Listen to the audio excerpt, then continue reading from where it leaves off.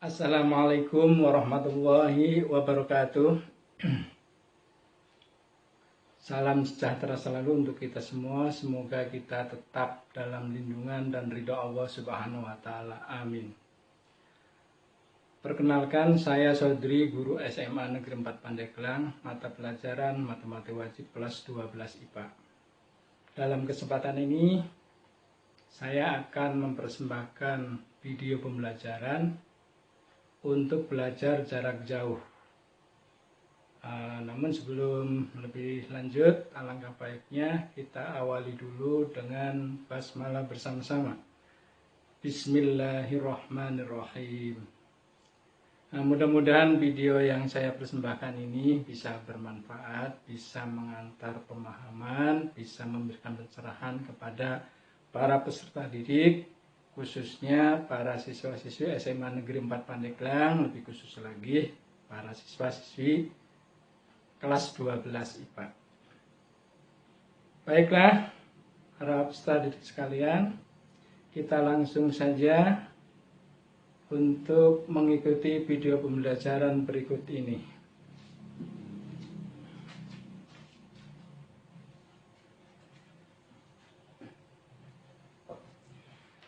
Selamat datang sekalian di pelajaran matematika wajib yang dipersembahkan oleh Pusat Sumber Belajar SMA Negeri 4 Pandeglang. Dan sedikit perkenalan, pertama materinya adalah geometri ruang.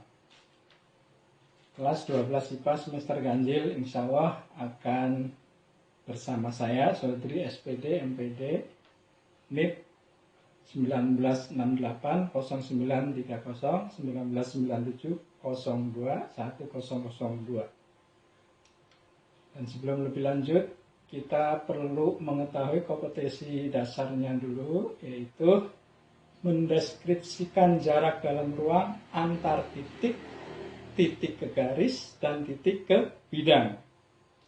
Dengan materi sebagai berikut. Ada 3 materi. Yang pertama, jarak antar titik. Yang kedua, jarak titik ke garis. Yang ketiga, jarak titik ke bidang. Nah, ketiga materi ini akan sangat erat sekali dengan bangun ruang, khususnya kubus, balok, dan limas. Nah, oleh karena itu, alangkah baiknya Bapak perlu menyajikan beberapa motivasi, memberikan beberapa contoh motivasi tentang konsep yang dikaitkan dengan kehidupan sehari-hari kita. Apa saja motivasinya? Mari kita lihat bersama-sama. Yang pertama, coba kita lihat bersama-sama. Ini ada gambar Ka'bah ya. Mudah-mudahan kita semua, khususnya umat Islam, diberi umur yang panjang, kesehatan, dan rezeki oleh Allah, sehingga kita bisa atau berkesempatan pergi haji ataupun umroh untuk memenuhi panggilannya, bertemu dengan Baitullah, berjumpa dengan Ka'bah ya. Mudah-mudahan, amin. Kita lihat kembali ke depan kita. Kalau kita tarik garis ya, pada bagian-bagian tertentu seperti ini, kemudian kita hilangkan objek aslinya, nah maka akan nampak di hadapan kita adalah sebuah kubus ya, sebuah kubus. Yang berikutnya, nah, bisa lihat semua ya, ini sebuah gedung, tepatnya adalah sebuah hotel berbintang. Yang mudah-mudahan kita bisa merasakan kenyamanannya di hotel berbintang ini. Ya, kita optimis sajalah kita. Coba kita buat garis pada bagian-bagian tertentu. Sini, ya seperti ini ya. Kemudian objek pertamanya kita hilangkan. Oh, ternyata yang di hadapan kita adalah kombinasi beberapa balok ya. Kombinasi beberapa balok.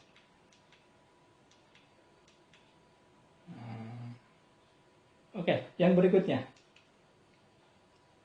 Nah, ini adalah gedung olahraga Universitas Negeri Yogyakarta. Bapak sengaja ngambil contoh UNY karena kebetulan Bapak alumni dari UNY, Fakultas MIPA jurusan Matematika. Dan saat ini anak Bapak kuliah di UNY jurusan Pendidikan Kepelatihan Olahraga. Oke, mari kita lihat bagian atasnya. Kita bikin garis tertentunya seperti ini. Kemudian objeknya kita hilangkan. Nah, yang nampak di hadapan kita apa ini? Iya, limas.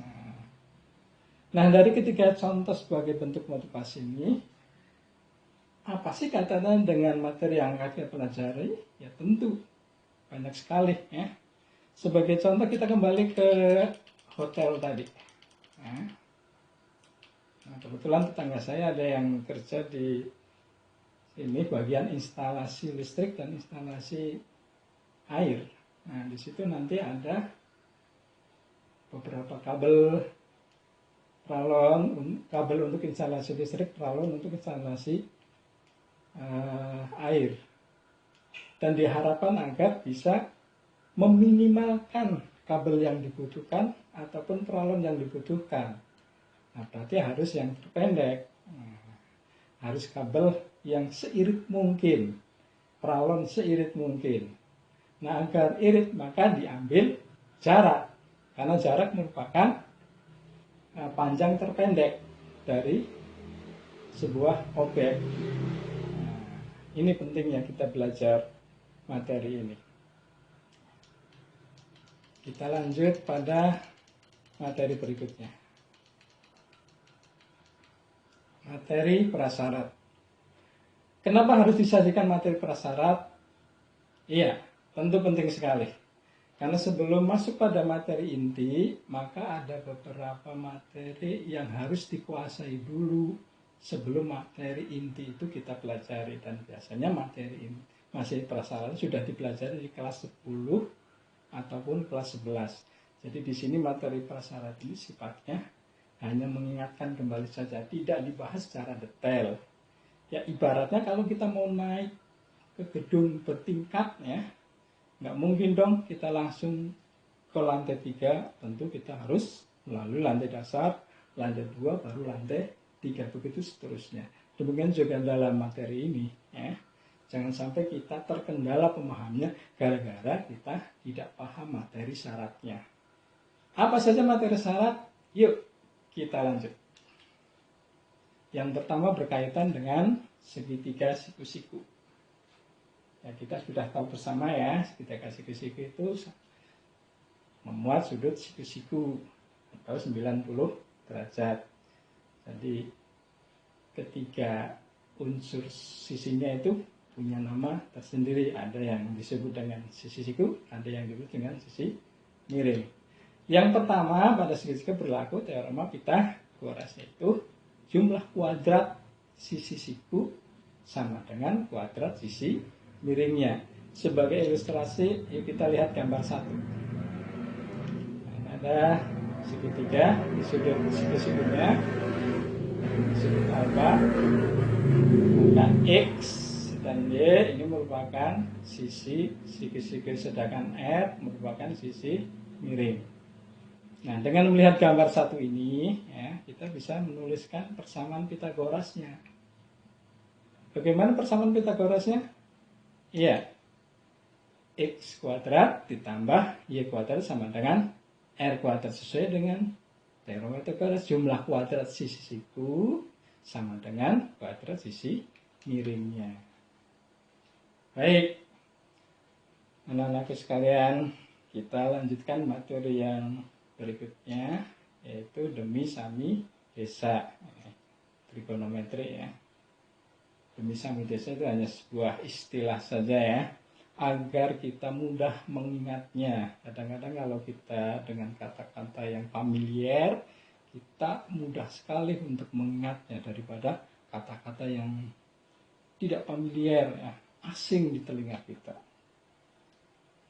Oke, sebelum lebih lanjut, kita perlu memahami dulu segitiga pada gambar 2 ini. Ini ada segitiga siku-siku, sudutnya alfa. Nanti sih ada sa, ada de, ada mi. Apa itu sa, de, mi?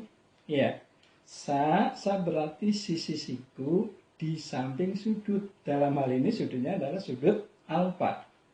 De adalah sisi siku ya, di depan sudut. Dalam hal ini adalah sudut alfa. Sedangkan yang ketiga adalah sisi miring, ya, sisi yang di hadapan sudut siku-sikunya. Jadi sekali lagi ya, kita ulangi lagi ya, kita ulangi. Sa sisi siku samping sudut, dalam hal ini sudut alfa. De sisi siku depan sudut, dalam hal ini adalah sudut alfa. Dan yang ketiga adalah sisi miring. Cukup jelas ya? Oke. Nah, dari 3 ukuran ini maka akan diperbandingkan. Lahirlah demi, sami, desa. Ya. Siapa demi, siapa sami, siapa desa? Atau bagaimana demi, bagaimana sami, bagaimana desa? Atau apa istilahnya? Oke.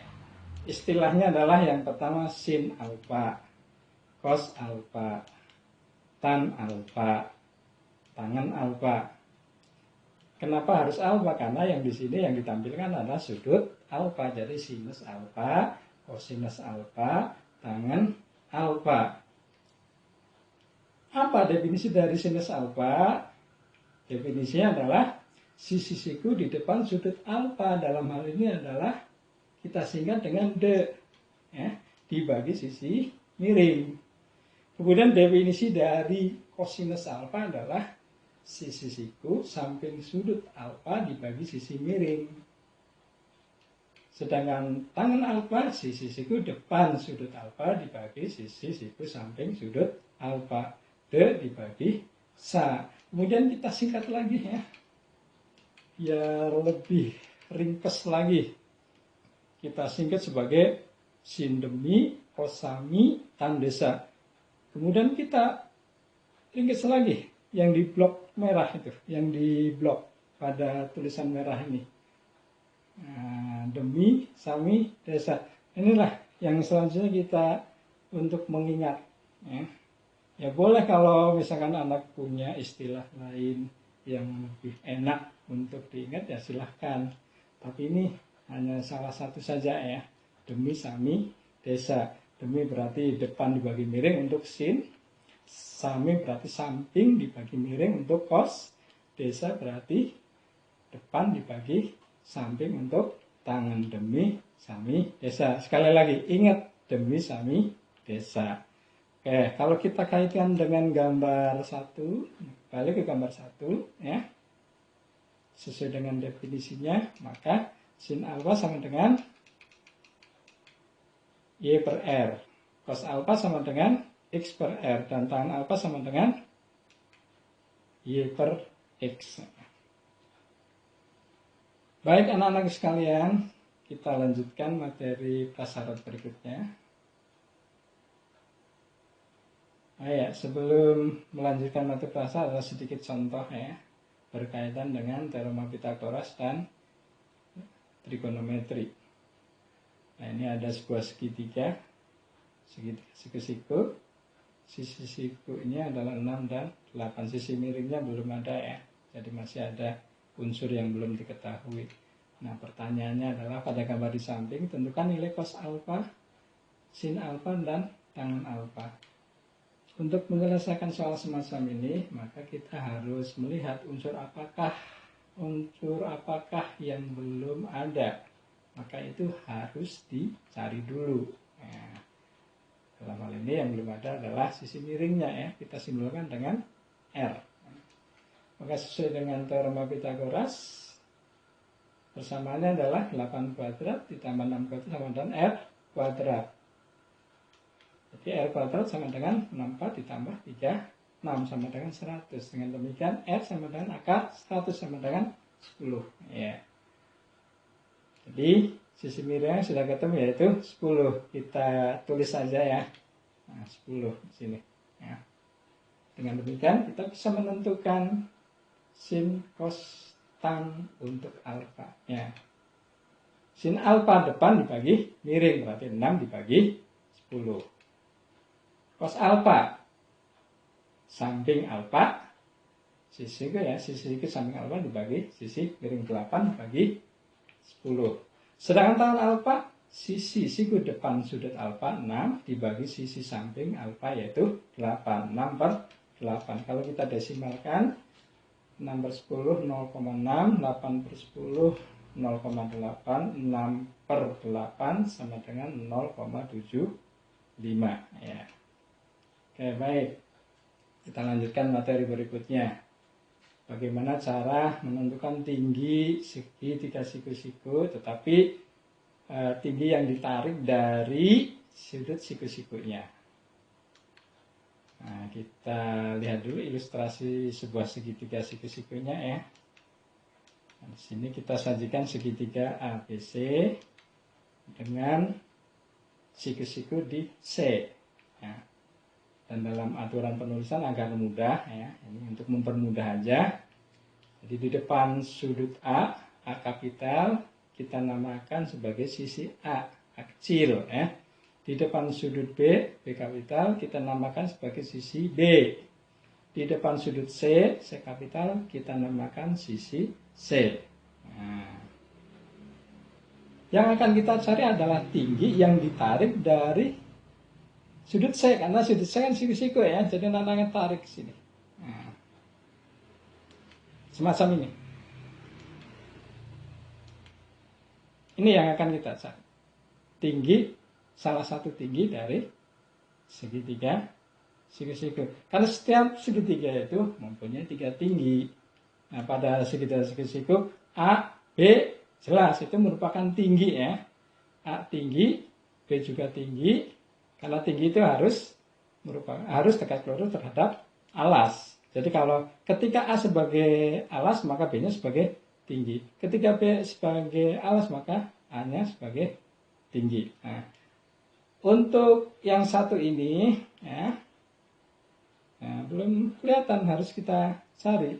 Bagaimana cara mencarinya? Yuk kita ikuti berikut ini. Kita gunakan konsep luas segitiga. Masih ingat rumus luas segitiga? Kalau di sini berarti luas segitiga ABC ya. Masih ingat? Iya. Luas segitiga adalah setengah alas kali tinggi. Demikian juga segitiga ABC, setengah alas kali tinggi. Yang harus kalian cermati adalah pada segitiga ini ada sepasang alas dan tinggi. Ada 2 pasang alas dan tinggi. Jadi ketika A ini sebagai alasnya maka B-nya sebagai tingginya. Ketika C ini sebagai alas maka T ini sebagai tingginya. Jadi akan diperoleh persamaan berikut ini. Setengah AB, alasnya A, tingginya B. Sama dengan setengah CT, berarti C-nya sebagai alas, T-nya sebagai tinggi. Ya.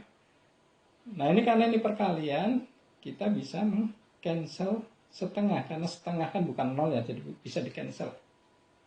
Sehingga persamaannya menjadi lebih sederhana. AB sama dengan CT. Secara aljabar T sama dengan AB per C. Nah, ternyata T itu merupakan perkalian AB dibagi C. A dan B itu merupakan sisi siku.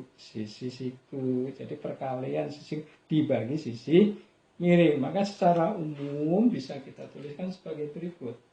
Tinggi segitiga siku-siku yang ditarik dari sudut siku-sikunya adalah hasil kali sisi siku dibagi sisi miring. Oke, cukup jelas ya. Ya nanti diulang-ulang ya, memutar videonya. Nah, yang berikutnya, nilai trigonometri untuk sudut istimewa 30 derajat, 45 derajat, 60 derajat. Ya dikatakan istimewa karena untuk menentukan nilai sin cos tangan sudut-sudut ini kita tidak perlu menggunakan kalkulator ataupun tabel ya. Oke. Nah, dalam hal ini bolehlah kita dengan menghafal tabel berikut. Ya, seperti ini tabelnya. Ya. Nih alfanya sudut, kita kasih nilai 30 derajat, 45 derajat, dan 60 derajat. Kemudian fungsi trigonometrinya 3, sin, cos, dan tangen. Sudutnya alfa. Ketika di kolom kedua berarti alfanya diganti dengan 30 derajat. Artinya apa? Sin 30 derajat sama dengan setengah. Sin 45 derajat sama dengan setengah akar 2. Sin 60 derajat sama dengan setengah akar 3. Cos 30 derajat setengah akar 3. Begitu seterusnya. Tangan 60 derajat sama dengan, ya, tarik ke kanan, 60 ke bawah, ketemu akar 3. Berarti tangan 60 derajat sama dengan akar 3. Nah, ini dengan menghafal. Nah, tapi yang baiknya adalah dengan pemahaman. Kalau kalian, ya, bisa mencari dengan pemahaman nilai sin cos tangan untuk sudut-sudut ini, Bapak kasih 2 jempol sekaligus. Ya. Yuk, kita simak berikut ini. Ya. Nilai trigonometri untuk sudut 30 derajat dan 60 derajat. Kita bisa memanfaatkan segitiga sama sisi. Segitiga sama sisi, ya. Ilustrasinya ini, ya. Nah, kita putar dulu. Putar lagi. Ya. Putar lagi. Ya, cukup satu kali aja. Segitiga sama sisi.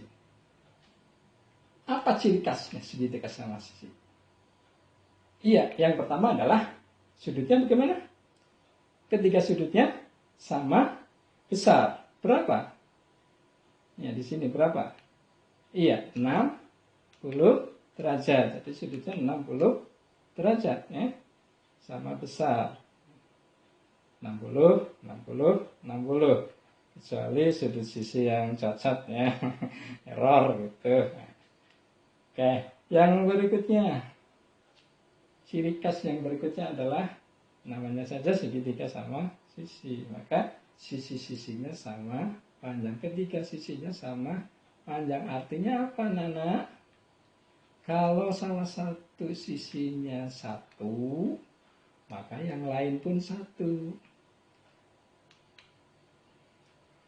Kalau 3, maka ketiga sisinya 3 satuan maksudnya, ya, panjangnya 3, panjangnya 3, panjangnya 3. Kalau A satuan, maka ketiga sisinya A semua, ya. Kalau 2 juga 2 semua. Nah, dari beberapa ilustrasi panjang sisi itu kita ambil yang sederhana saja, kita ambil 2 aja lah, ya. 2 itu sederhana, nggak besar nggak kecil. Kalau dibagi 2 masih bulat, ya. Oke, kita sengaja ngambil 2, ya. Boleh nggak ngambil selain 2? Ya, boleh. Mau ngambil 2 juta boleh, ngambil 1945 boleh, tapi nanti kalian akan kerepotan sendiri. Toh nanti ujung-ujungnya nilai sin cos tangannya untuk sudut-sudut 30 derajat 60 derajat itu sama ketemunya, ya. Oke, yuk kita lanjut. Kita ambil, sepakat, ya, sisinya 2. Nah, kemudian kita tarik salah satu garis tingginya. Nah, ini yang biar gampang, yang ini aja lah, ya, yang dari atas ke bawah. Garis tinggi. Garis tinggi itu ciri khasnya tegak lurus dengan alas. Dan pada segitiga sama sisi itu akan membagi 2 sudutnya. Nah, jadi garis tinggi sekaligus garis bagi, sekaligus garis berat pada segitiga sama sisi ini. Jadi sudut 60 derajat akan pecah menjadi 2 bagian yang sama. Nah, risiko yaitu 30 derajat. Demikian juga sisi alasnya, ya. Ini juga dari 2 akan pecah menjadi 2 yang sama. Berapa? Iya, 1. Nah, semacam ini, ya. Nah, ini terbentuklah 2 segitiga sisi yang kongruen. Nah, untuk menentukan sin cos tangan 30 derajat 60 derajat, ya, kita cukup ambil salah satu aja. Boleh yang kanan, boleh yang kiri. Kamu mau milih yang mana? Kalau Bapak mau milih yang kiri saja deh. Berarti yang kanan kita buang, ya. Yang kanan kita buang. Nah, apa-apa biar gampang aja, ya. Kita geser sedikit aja. Nah, kita arsir biar lebih cantik lagi, ya. lebih enak dilihatnya. Di sini sudah disajikan segitiga siku-siku. Ini siku-sikunya, sudut 30 derajat, sudut 60 derajat, 1, 2. Oke, berarti kita harus mencari unsur yang belum diketahui, yaitu sisi siku yang keduanya. Ya, dengan teorema Pythagoras, ya, dengan teorema Pythagoras maka akan diperoleh akar 3. Ya, silakan nanti pakai oret-oretan ya, menggunakan teorema Pythagoras. Nah, kita bisa melihat dari dua sudut pandang. Pandangan yang pertama berdasarkan sudut 30 derajat. Ya, seperti ini. Kita tulis ukurannya dulu. Ya. Maka bisa menentukan dengan definisi dari sin cos tangen, kita bisa menentukan sinus 30 derajat, cosinus 30 derajat, dan tangen 30 derajat seperti ini. Ya. Kemudian sudut pandang yang kedua dilihat dengan melihat sudut 60 derajat, berarti ada di sini ya. Ini ada sedikit perbedaan nih ya. Kalau akar 3 ditinjau dari 30 derajat sebagai samping, tapi kalau di sini sebagai depan, tapi depan 60 derajat, sedangkan 1 ya, pertukaran tempat antara akar 3 dan 1 aja ya, karena berbeda sudut pandang ya. Oke, tapi definisinya harus tetap demi sami desa. Nah, akan diperoleh semacam ini ya. Perlu dijelaskan? Sepintas saja. Sinus 30 derajat berarti depan 30 derajat 1 dibagi sisi miring 1/2. Cosinus 30 derajat depan samping ya. Kalau cosinus samping 30 derajat akar 3 dibagi 2. Setengah akar 3. Ini dirasionalkan. Tangan 30 derajat berarti depan sudut 30 derajat yaitu 1 dibagi samping 30 derajat yaitu akar 3. 1 per akar dirasionalkan menjadi 1/3 akar 3. Nah, sekarang yang bawah ya, dengan cara yang sama ya, demi sami desa diperoleh sinus 60 derajat setengah akar 3, cosinus 60 derajat 1/2, tangen 60 derajat akar 3. Cukup mudah kan? Oke, sekarang kita lanjutkan untuk sudut 45 derajat. Nah, kita putar dulu ya ilustrasi perseginya. Kita gunakan persegi. Karena persegi itu sesuatu yang sangat khas banget ya. Jadi keempat sisinya sama, keempat sudutnya sama. Kalau keempat sudutnya sama, berapa derajat keempatnya? Iya, 90 derajat tuh ya. Jadi kalau sisinya juga sama, maka kalau dikasih nilai 10, maka keempat-empatnya 10.